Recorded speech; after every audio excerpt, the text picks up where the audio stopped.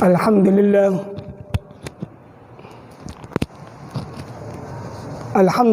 نحمده ونستعينه ونستغفره ونؤمن به ونتوكل عليه ونعوذ بالله من شرور أنفسنا وسيئات أعمالنا من يهده الله فلا مضل له ومن يضلل فلا هادي له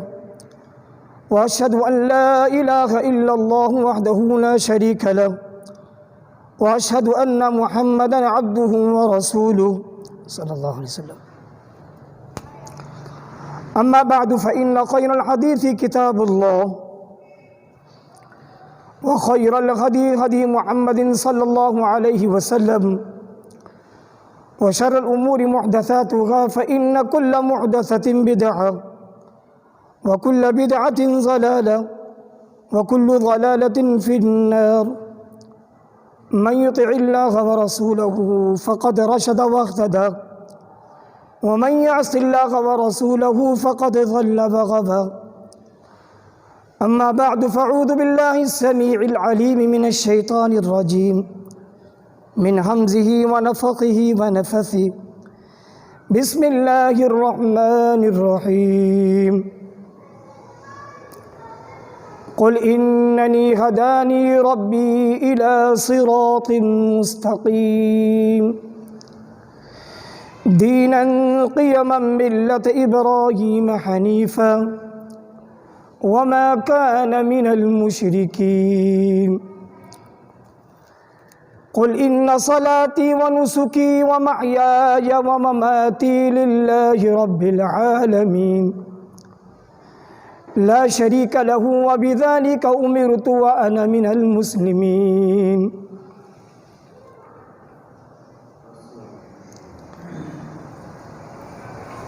ہر قسم کی حمد و ثنا، بزرگی، بڑائی، کبریائی اللہ رب العالمین احکم الحاکمین کے ذات کے لیے ہے. وہ ذات کہ جس کے کمال کو کبھی زوال نہیں، جس کی بقا کو کبھی فنا نہیں، جو اپنے معاملات خود ہی طے کرتا ہے، نہ اس کا کوئی وزیر، نہ کوئی اس کا مشیر، اور نہ ہی کوئی اس کی شورا. وہ اللہ رب العالمین احکم الحاکمین مالک الملک الا لہ الخلق والامر جب بھی کسی امر کا ارادہ کرتا ہے تو لفظ کن کہہ کر اس چیز کو وجود میں لے آتا ہے. ساتوں آسمان، ساتوں زمین اور اس کے درمیان جو کچھ بھی ہے، ان سب کو اللہ رب العزت والجلال نے کلمہ کن کہہ کر پیدا فرمایا. یہ ہے ہمارے رب کی شان، یہ ہے ہمارے رب کا مقام کہ جس کی شان اور اس کے مقام میں اس کا کوئی شریک نہیں، اس کا کوئی ہمسر نہیں.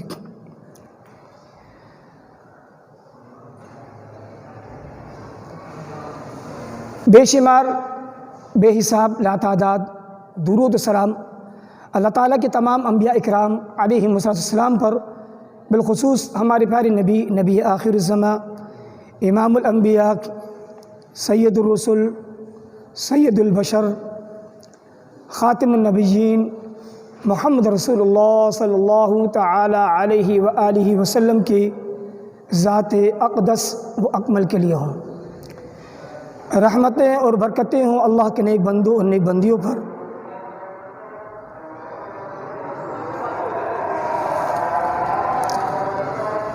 سب سے پہلے ہم ان آیات مبارکہ کا لفظی ترجمہ بیان کرتے ہیں جو آپ کے سامنے بیان ہوئی.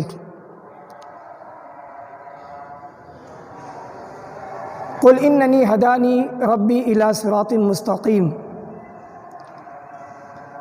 خطاب ہے محمد رسول اللہ صلی اللہ علیہ وسلم کو اللہ کی طرف سے، اور یہ کہا جا رہا ہے کہ اے میرے حبیب صلی اللہ علیہ وآلہ وسلم، آپ کہہ دیجئے، آپ لوگوں کو کہہ دیجئے کہ اننی ہدانی ربی، کہ مجھے میرے رب نے اس بات کی ہدایت کی ہے، مجھے الی صراط مستقیم اور سیدھے رستے کی. مجھے میرے رب نے سیدھے راستے کی نشاندہی کی ہے، مجھے بتلا دیا کہ صراط مستقیم کیا ہے، اور وہ صراط مستقیم کیا ہے؟ فرمایا کہ دیناً قیما ملت ابراہیم حنیفا وما کان من المشرکین، دیناً قیما، اور وہ دین جو ایک قیم دین ہے۔ قیم عربی زبان میں قیم اس چیز کو کہتے ہیں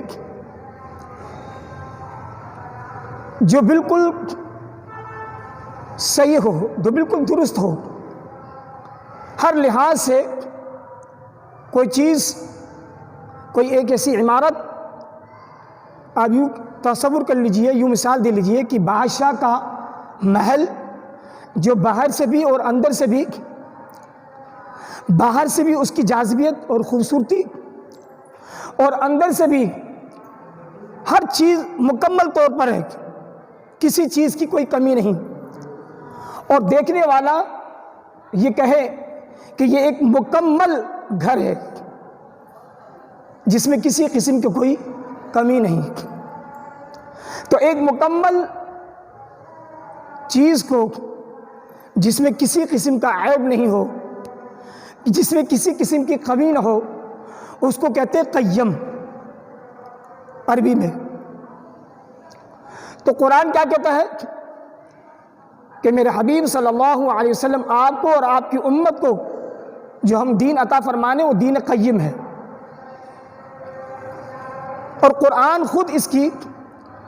ابتدا میں وضاحت اس طریقے سے کرتا ہے، بسم اللہ الرحمن الرحیم، الف لام میم، ذالک الکتاب لا ریب فیہ، الف لام میم، ذالک الکتاب، یہ وہ کتاب ہے، لا ریب فیہ، جس میں کسی قسم کا کوئی شک نہیں۔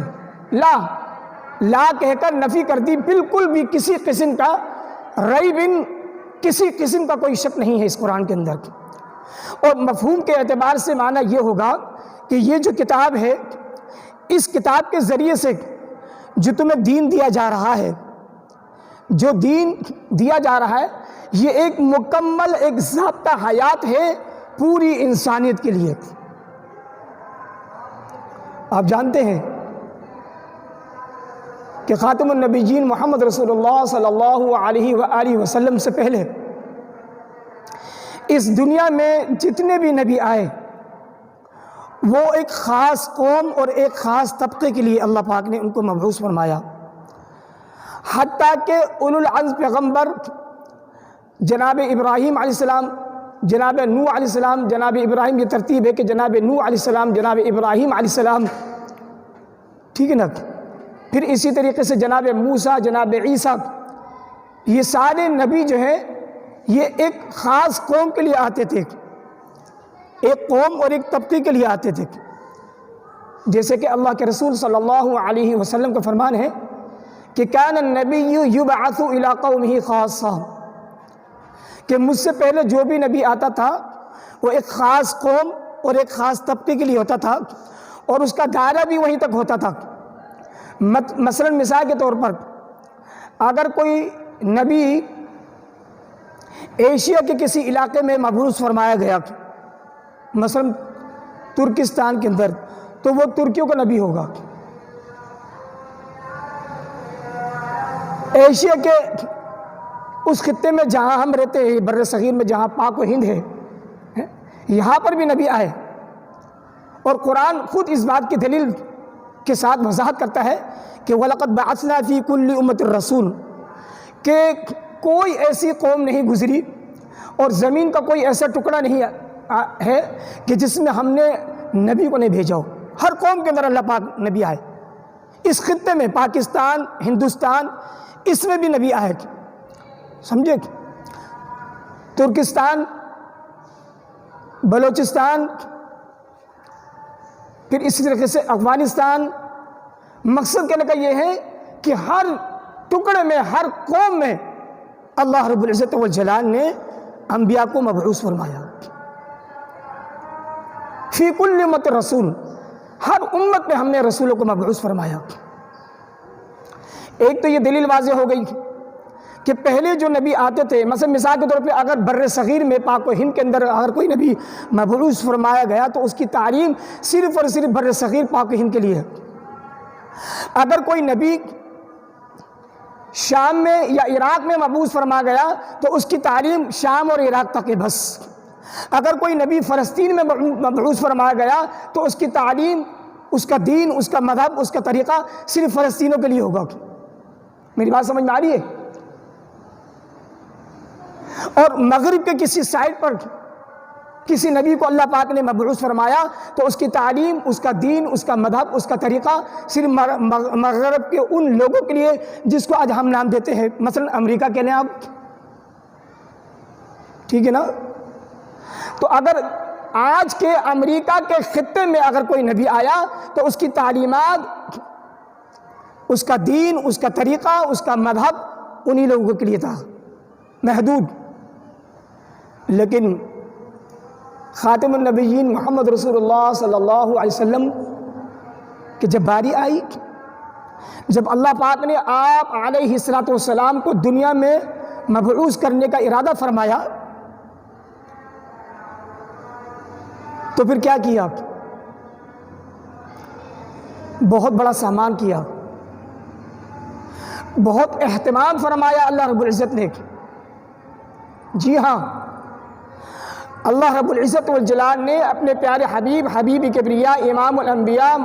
محمد رسول اللہ صلی اللہ علیہ وآلہ وسلم، جس کے ہم امتی ہیں، یا اللہ تیرا لاکھ لاکھ شکر ہے کہ تو نے ہمیں اپنے حبیب صلی اللہ علیہ وسلم کا امتی بنایا، کہ آپ صلی اللہ علیہ وسلم کی مبعوث سے پہلے اللہ رب العزت والجلال نے آسمانوں میں بھی ایک اہتمام کیا، اور جس کتاب کا اللہ رب العزت والجلال نے اہتمام کرنا تھا، جو تعلیمات آپ کو اللہ پاک نے دینی تھی، وہ ایک ایسی تعلیم اور ایک ایسی کتاب اور ایک سی قرآن مجید کی شکل میں اس کو ایسا مرتب کیا کہ جو ایک معجزہ بن گیا۔ اور معجزہ کیا ہے؟ اور معجزہ یہ ہے کہ یہ قرآن مجید ہر مسلمان کے سینے میں اللہ پاک نے اس کو محفوظ کر دیا۔ 10 سال کا بچہ، 8 سال کا بچہ، یہ کم سے کم عمر بتلا رہا ہوں میں، 7 سال 8 سال کی عمر میں بچہ حافظ قرآن ملے گا۔ اور آپ تاریخ اٹھا کر دیکھ لیں، کوئی بھی تورات کو پڑھنے والا، انجیل کو پڑھنے والا، زبور کو پڑھنے والا، اس کا وہ حافظ نہیں ملے گا۔ اللہ اکبر کبیرہ۔ یہ تو ایک معجزہ ہے اپنی جگہ۔ دوسری، اس کی تعلیم، اس کے اندر جو اللہ رب العزت والجلال نے جو طریقہ بتلا دیا زندگی گزارنے کا، انسان کی پیدائش سے لے کر اس کی موت تک۔ انسان جب پیدا ہوتا ہے، بچہ جب ماں کے بطن سے دنیا کے اندر آتا ہے، اس وقت سے لے کر اور جب تک لحد سے لے کر مہد تک، یعنی مہد سے لے کر لحد تک۔ مہد کیا ہے؟ پیدائش، اور لحد کیا ہے؟ مٹی میں دفن ہو جانا، قبر تک۔ یعنی ماں کے پیٹ سے لے کر قبر کے پیٹ تک جو بھی معاملات ہیں، ان سب کا ذکر اللہ رب العزت والجلال نے اس دین قیم کے اندر بیان فرما دیا، کیونکہ یہ دین قیم ہے، دیناً قیمم۔ اے میرے حبیب صلی اللہ علیہ وسلم، ہم آپ کو جو دین دے رہے ہیں وہ ایک قیم دین ہے، بالکل مکمل ایک ضابطہ ہے۔ اور صرف یہ آپ کے جس جگہ آپ مبعوث فرمائے گئے ہیں عرب کے اندر، تو یہ دین صرف عربی کے لیے نہیں ہے۔ کان النبی یبعث الی قوم خاصۃ، جو نبی آتا مجھ سے پہلے وہ ایک خاص قوم کے لیے آتا، وبعثت الی الناس عامۃ، اور مجھے اللہ رب العزت والجلال نے سارے انسانوں کا نبی بنا کر بھیجا ہے۔ سبحان اللہ۔ عرب کا بھی، عجم کا بھی، مشرق کا بھی، مغرب کا بھی، شمال کا بھی، جنوب کا بھی۔ آج جتنے بھی نام ہیں، یہ تو انسانوں نے اپنے نام رکھے ہیں نا، تو آج جتنے بھی آپ کے ذہن میں نام ہے، آپ نام لے لیجئے، گنتے چلے جائیے، سب کے لیے اللہ رب العزت والجلال نے، چاہے وہ امریکہ کا رہنے والا ہو، چاہے وہ فرانس کا رہنے والا ہو، چاہے وہ اٹلی کا رہنے والا ہو، چاہے وہ جرمن کا رہنے والا ہو، اور چاہے وہ ترکی کا رہنے والا ہو، چاہے وہ پاکستان کا رہنے والا ہو، چاہے ہندوستان کا رہنے والا ہو، چاہے عراق اور شام کا ہو، الغرض کہیں کا بھی رہنے والا ہو، ان سارے انسانوں کے لیے ذات حیات کیا ہے؟ دیناً قیما ملت ابراہیم حنیفہ، اور وہ دین جو محمد رسول اللہ صلی اللہ علیہ وآلہ وسلم لے کر آئے، قیم دین، مکمل ایک دین، جسے میں نے کہا نا کہ عمارت بنی ہوئی ہے، بادشاہ کا محل بنا ہوا ہے، باہر سے بھی اندر سے بھی، ہر آنے والا ہر دیکھنے والا کہتا ہے کہ یہ ایک مکمل محل ہے، ایک مکمل گھر ہے جس میں کسی قسم کی کوئی کمی نہیں۔ تو اسی طریقے سے اس کو تشبیہ دی گئی اللہ رب العزت نے، یہ ہمارا دین اسلام، ہم تو دین اسلام کے نام سے ہی جانتے نا۔ آپ سے کوئی پوچھے آپ کا دین کیا ہے تو آپ کیا کہیں گے؟ بھئی ہمارا دین اسلام ہے۔ آپ نے بھی کہا کہ ہمارا دین قیم ہے؟ نہیں کہا نا، اس لیے کہ آپ جانتے نہیں ہیں، اس لیے کہ آپ کو معلوم نہیں ہے کہ اس دین اسلام کو اللہ پاک نے دین قیم کہا ہے۔ اسلام کے معنی ہیں اللہ کے آگے اپنے آپ کو سر خم تسلیم کر دینا، اللہ کا جو بھی حکم ہو، جو بھی آرڈر ہو،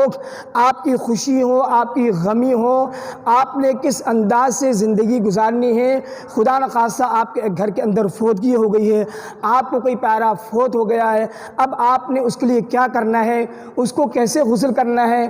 اس کو کیسے کفنانا ہے، اس کو کیسے دفنانا ہے، اس کی نماز کس طریقے سے ادا کرنی ہے، اس کو دعا کس طریقے سے کرنی ہے، اجتماعی طور پر کرنی ہے، انفرادی طور پر کرنی ہے، قرآن اجتماعی طور پر بیٹھ کر پڑھنا ہے یا انفرادی طور پر پڑھنا ہے، ٹھیک ہے نا، چیاں جو ہم پڑھتے ہیں اس کو لے کر پڑھنا ہے یا نہیں پڑھنا ہے،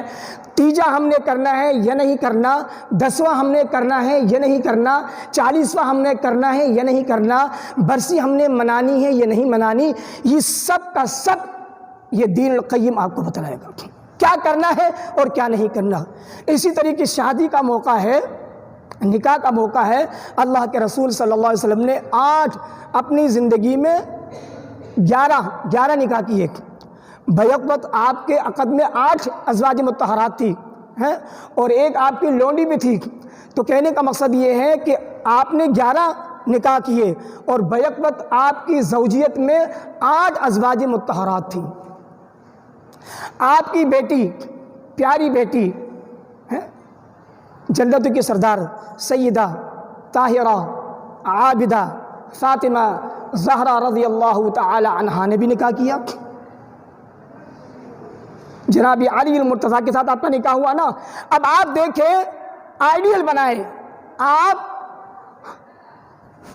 اگر آپ واقعتاً دین القیم پر ہیں، آپ مانتے ہیں کہ ہاں ہم جس دین پر ہے وہ دین قیم ہے، ایک مکمل ایک ذاتہ حیات ہے جو ہمیں بتاتا ہے کہ ہمیں خوشی کیسی منانی ہے، غم کیسے منانا ہے،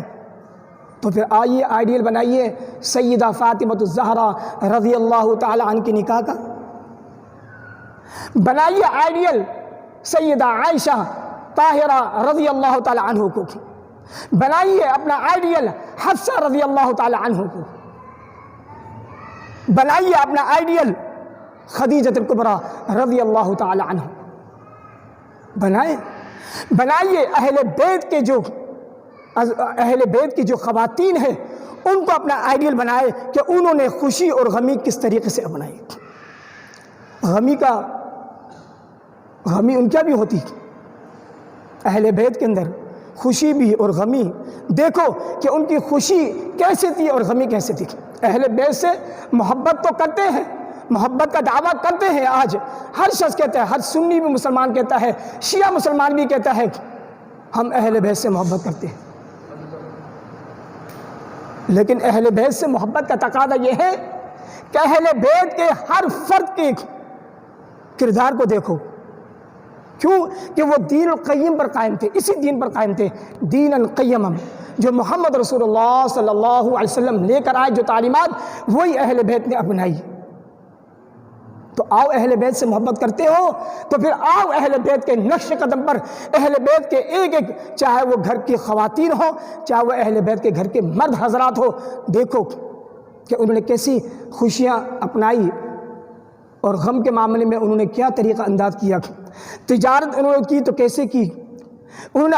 اپنے ساتھ معاملات کیے تو کیسے کیے۔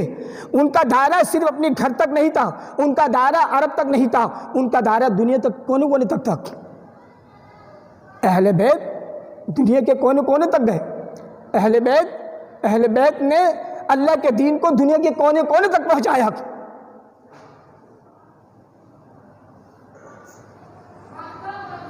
تو بھائیو میرے محترم عزیز، صرف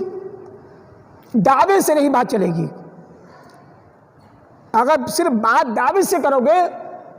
کیونکہ دعوے سے بات کرو گے، خواہش کی بات کرو گے، تو مجھے بتلائیے کہ آج کون سا ایسا مسلمان ہے حتیٰ کہ جو نماز بھی نہیں پڑھتا، جو سالوں سال نماز نہیں پڑھتا، مسجد کی شکل نہیں دکھتا، اور اللہ کی قسم میں یہاں تک جانتا ہوں اور آپ بھی جانتے ہیں، میں نہیں صرف آپ بھی جانتے ہیں،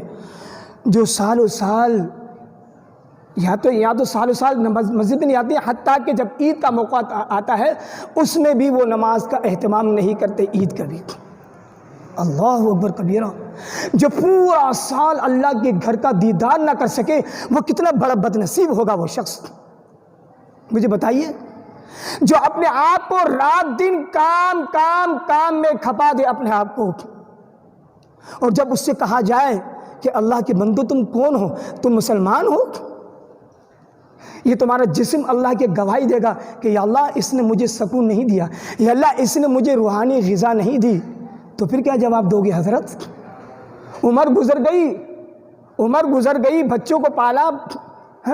سب کو پالا، اب پوتوں کو بھی پال رہے ہو، نواسوں کو بھی پال رہے ہو، دن رات محنت کر رہے ہو، اپنے اس جسم کو، اس وجود کو تھکا دیا، لیکن اللہ کے آگے گردن نہ جھکائی، تو کیا جواب دو گے؟ یہ زندگی پھر کس کام کی؟ پھر کس کام کے؟ آپ مسلمان، آپ نام کے مسلمان ہیں، ہم نام کے مسلمان ہیں، ہمیں تو معلوم نہیں کہ دین کیا ہے، دین القیم کیا ہے،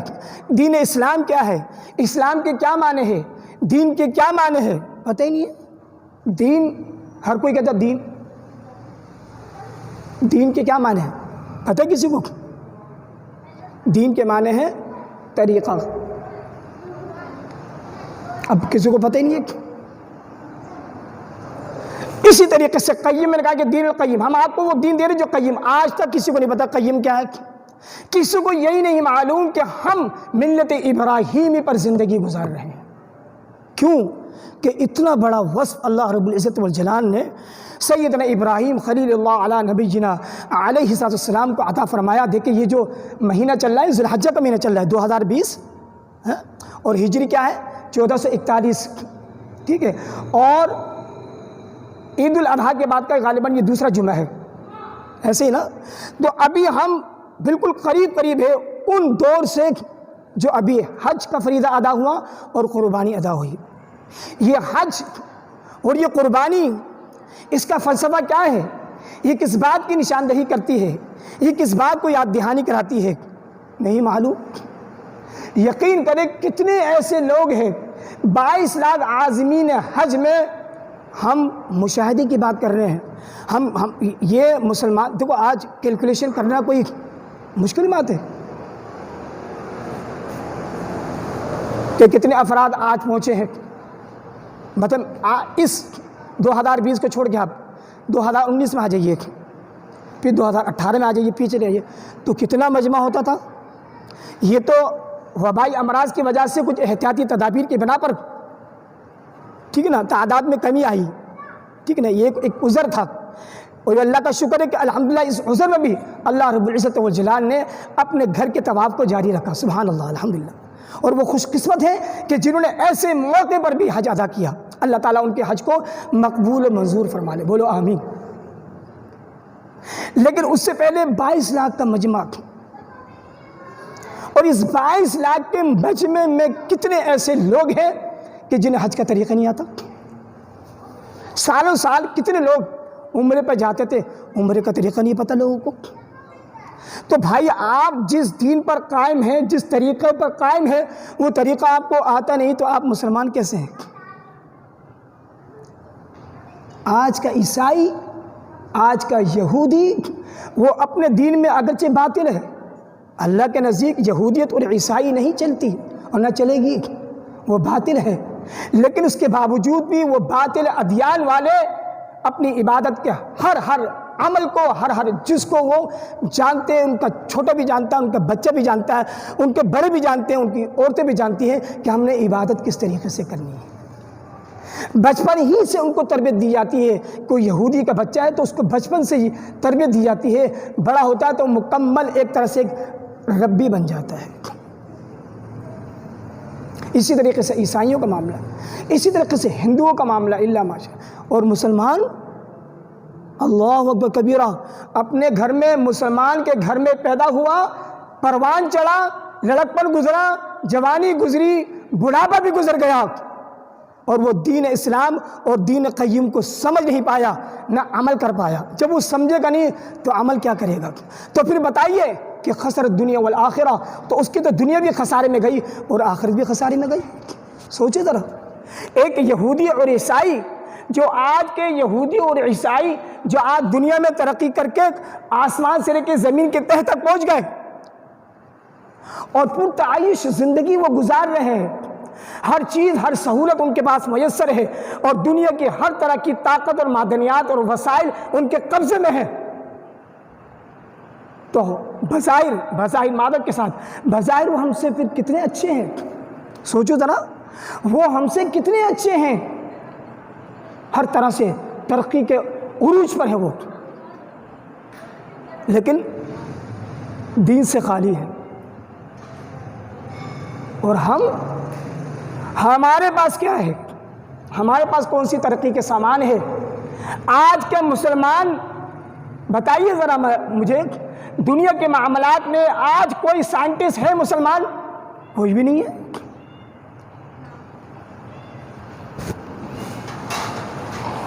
اور جو غریب طبقہ ہے یا امیر طبقہ ہے اور جو دین سے ناواقف لوگ ہیں، ان کی تو دنیا بھی خسارے میں گئی اور آخرت بھی خسارے میں گئی۔ جس کے گھر کھانے کو نہیں، ہم نے ایسے بھی دیکھے لوگ، اور آپ بھی جانتے ہیں، جن کے گھروں کے اندر کھانے کو نہیں ہے، 2 وقت کی روٹی میسر نہیں ہے، لیکن اس کے باوجود بھی اللہ کو بھولے ہوئے ہیں۔ 2 وقت کی روٹی جس کو میسر نہ ہو، اور پریشانی نے جس کو گھیرے رکھا ہو، جو مجھے بتائی کہ وہ اگر اللہ کو اس وقت بھی یاد نہ رکھے اور اللہ کو بھول جائے اور اللہ کو فراموش کر دے، تو پھر بتائیے اس شخص پر، اللہ اکبر، ترس کھانے کے قابل ہے وہ شخص۔ اس شخص کے بارے میں تو سمجھ میں آتا ہے کہ جس کو اللہ رب العزت والجلال نے پیٹ بھر کے روٹی دی ہے، اس کے ساتھ وسائل ہے، اس کے ساتھ سامان ہے، بڑے بڑے محلات ہے، بڑے کاروبار ہے، اس کو تو سمجھ میں آتا ہے تکبر کرنا، اس کو تو سمجھ میں آتا ہے کہ چلو وہ پیسے کی ریل پیل میں وہ اللہ کو بھول گیا، اللہ کے دین کو بھول گیا، وہ نمازیں نہیں پڑھ رہا، سمجھ میں آتا ہے کہ مصروف ہے۔ لیکن وہ شخص جس کو 2 وقت کی صحیح طریقے سے روٹی میسر نہیں، وہ جو لوگوں سے گلا بھی کرتا ہے اور لوگوں کے سامنے آہو بکا بھی کرتا ہے، لیکن اس کے باوجود بھی تکبر نہیں جاتا، انا نہیں جاتی، عقل نہیں جاتی، اور اللہ کو یاد نہیں کرتا۔ اور جب ان کو اللہ کی باتیں بتلائی جائے کہ اللہ کے لیے ڈر جاؤ، اللہ کے لیے ایسا نہ کرو، اللہ کے لیے یہ دن بڑے قیمتی دن ہے، اللہ کے لیے حج کے دن ہے، یہ حج کے دن ہے، یہ حرمت والے دن ہیں، ان میں اللہ کو یاد کرو، گناہ کے کام نہ کرو، گانے بجانے نہ بجاؤ، جب ان کو منع کرو تو بجائے ماننے کے اور وہ سرکشی کرتے ہیں۔ اللہ اکبر، ایک کافر کی، ایک بے دین کی سرکشی تو سمجھ میں آتی ہے کہ اس کو اگر آپ زبردستی اگر دین کے لیے کہیں گے وہ تو لازمی طور پر سرکشی کرے گا۔ کسی ہندو کو آپ کہیں گے اے بت پرستی نہیں کر، تو میرا پڑوسی ہے نا، میں مسلمان ہوں تم ہندو ہے، یہ اس طریقے سے آپ بت پرستی نہیں کر، تو آپ اس پر زبردستی نہیں کر سکتے۔ اگر آپ زبردستی کریں گے تو وہ تو سمجھ میں آتی ہے کہ وہ آپ کے آگے دست سے گرباں ہو جائے۔ لیکن ایک مسلمان کو اگر یہ کہتا ہے کہ اللہ کے بندے، وہ اس کا پڑوسی بھی ہے، وہ اس کا عزیز بھی ہے، اور وہ اس سے کہتا ہے کہ اللہ کے لیے رک جاؤ، اللہ کے لیے باز آ جاؤ، اللہ کے غضب سے ڈر جاؤ، ڈر جاؤ اللہ کے عذاب سے، اس کی جہنم سے، تو آگے سے وہ یہ جواب دیکھ، کیا جواب دیکھ؟ مثبت نہیں بلکہ منفی۔ آگے سے وہ گالی بکے، آگے سے وہ تشدد پر اتر آئے تو گویا کہ وہ اس پہ نہیں بلکہ اللہ سے مقابلہ کر رہا ہے اور اللہ کے دین سے مقابلہ کر رہا ہے، اور جو اللہ کے مقابلے میں آ گیا تو وہ دنیا میں بھی تباہ و برباد ہوگا اور آخرت میں تو اس کا انجام ہے ہی برا۔ لوگ کہتے ہیں نا کہ یہاں جو کچھ کرنا ہے کر لو، وہاں کی وہاں دیکھی جائے گی، یہ مقولہ مشہور ہے نا، اور یہ مقولہ مشہور ہے اس شعر کے ساتھ، فارسی شعر ہے کہ بابر بعیش گو کہ عالم دوبارہ نیست، بابر بعیش گو کہ عالم دوبارہ نیست، بابر اس دنیا میں اب تو آ گیا تو عیش کر، کھا اور پی، اور جس طریقے سے تو چاہتا ہے زندگی گزار، اس لیے کہ تو آزاد ہے، تو آزاد ہے، جس کو چاہے برا کہے، جس کو چاہے اچھا کہے، جس کو چاہے مار دے، جس کی چاہے عزت کو تار تار کر دے، کہ عالم دوبارہ نیست، دوبارہ تو اس دنیا میں آنے نہیں ہے حضرت، دوبارہ نہیں آنا، جو کچھ کرنا ہے کرنا ہے، لیکن اللہ کا یہ قاعدہ ہے، جو بے دین ہوتے ہیں، جو اللہ کے دین کے دشمن ہوتے ہیں، چاہے وہ مسلمان ہو یا غیر مسلمان ہو، وہ مسلمان بھی اگر ہے اور وہ دین کے آگے کھڑا ہوا ہے اور اللہ کے نیک بندوں پر لعن طعن کرتا ہے، ان کو برا بھلا کہتا ہے اور ان پر تشدد کرتا ہے، تو یاد رکھیے گا وہ اللہ سے کھلا اعلان جنگ کر رہا ہے، تو پھر اس کا انجام دنیا میں بھی اللہ رب العزت والجلال عبرت ناک بنا دیتے ہیں اور آخرت میں تو ہوگا۔ وہ کہہ رہے ہیں کہ آخرت میں دیکھی جائے گی، اللہ پاک ایسے شخص کو دنیا میں بھی ذلیل اور رسوا کریں گے جو یہ کہتا ہے کہ وہاں کی وہاں دیکھی جائے گی۔ تم کیا کہتے ہو مولانا صاحب؟ چاہو یہاں سے، اللہ اکبر، بجائے اس کے آج یہ حال ہے ہم مسلمانوں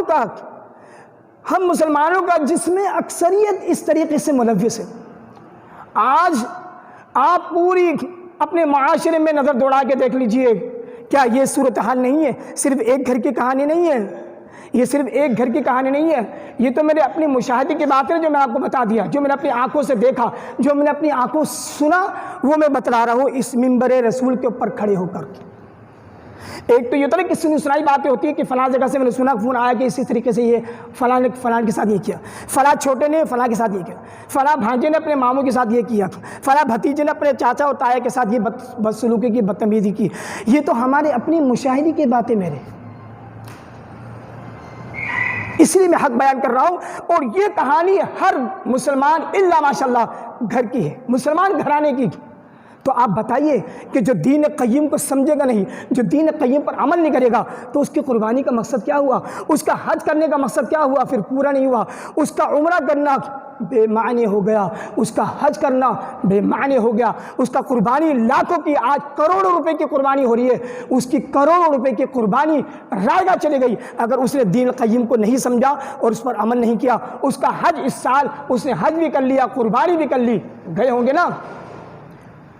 گئے ہوں گے، اللہ کی توفیق سے گئے نہ جنوں، تو ہو سکتا ہے اللہ نہ کرے، اللہ پاک سب کا قبول فرما لے، لیکن جس نے دین قیم کو نہیں سمجھا، جس نے قربانی کی حقیقت کو نہ جانا، جس نے فلسفہ قربانی کو نہ سمجھا، تو اس کا حج بھی بیکار، اس کی قربانی بھی بیکار، اس کا وہاں جانا بھی بیکار۔ آخر بات ایک ہے، اپنی بات کو ختم کر رہا ہوں، اللہ کے رسول صلی اللہ علیہ وسلم کا فرمان ہے، ایک شخص بہت محنت کے ساتھ مال جمع کر کے اور پھر